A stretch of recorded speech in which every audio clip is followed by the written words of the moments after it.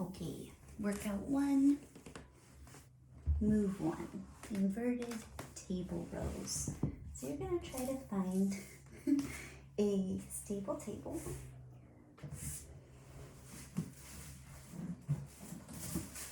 And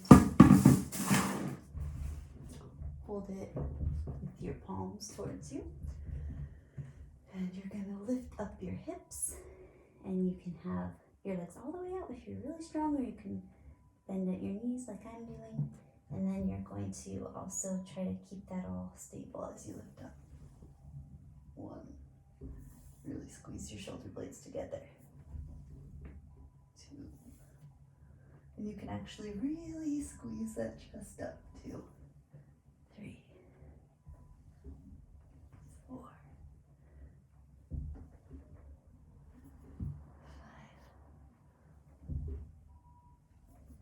6.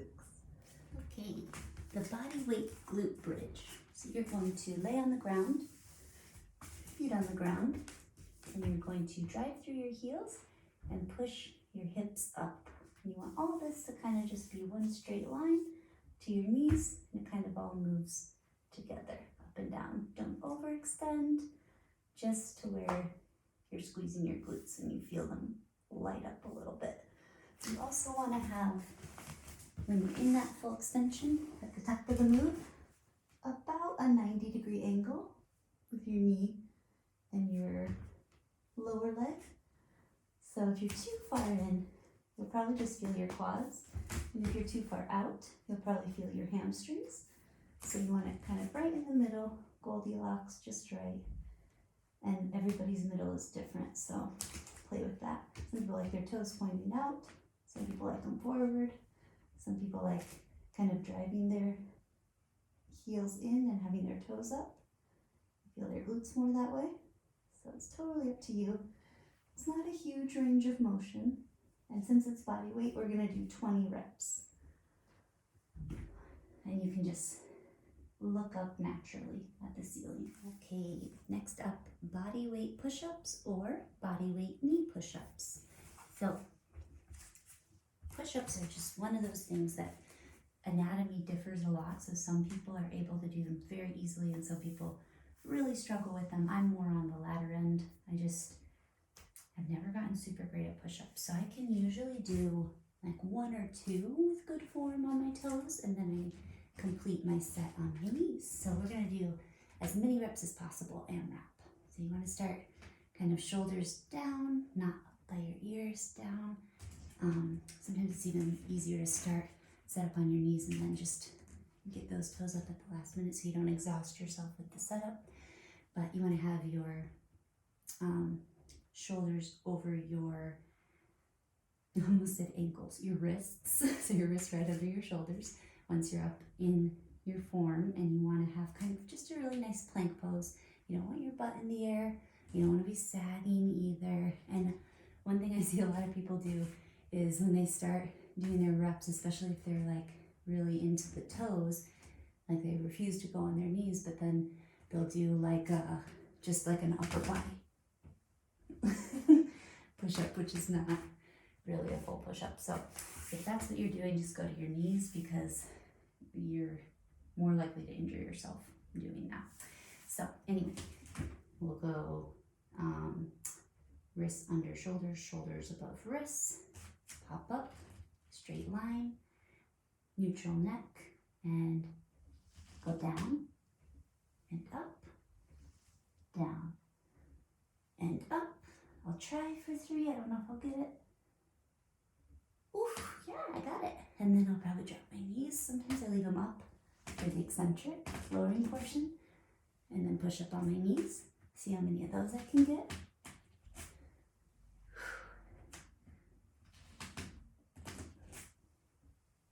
And then burn out on my knees.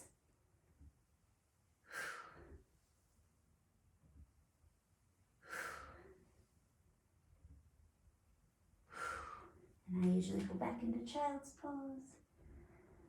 And then I always make a note of how many I got. So I'll like note on my workout log, in that case, 3 from toes, 3 toes down, knees up, and 3 from these 9 total reps. And then next week, I'll maybe try to add 1 to my toes or 2 to my eccentric toes to knees up or something, so that I'm always progressing over time. And that's called progressive overload.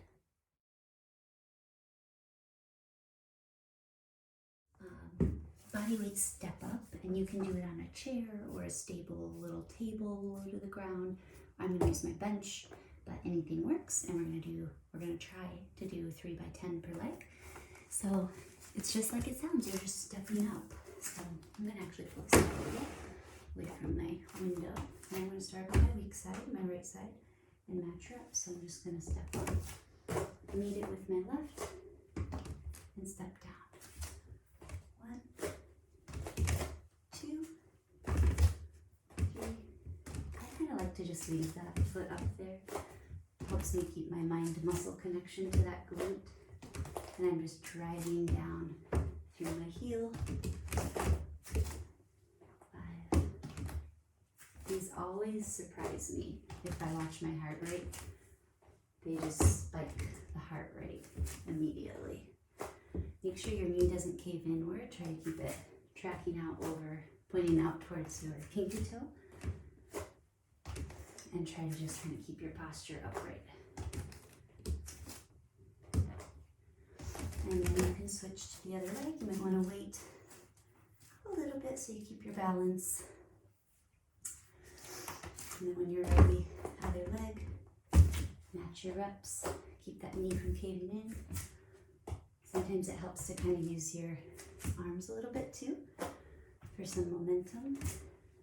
But you don't want to do too much of that because you really do want the momentum to come from the glute. Try also not to push up off of this leg. Don't do that. Engage through this heel and this glute. Almost like that leg's not there. Maybe even like give yourself a practice rep where you hover and feel that. And then try to replicate that throughout.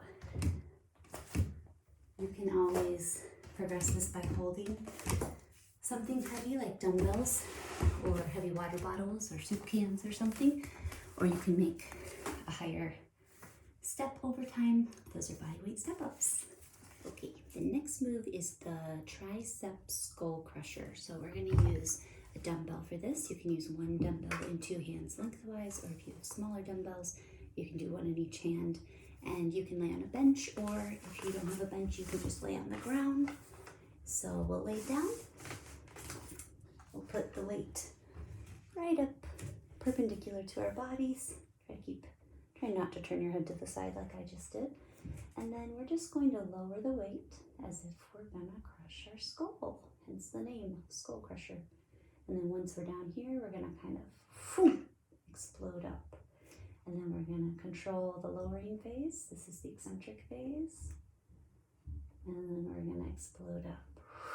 And as we're exploding up, we're mentally trying to connect to the back of our arms, our triceps. 3.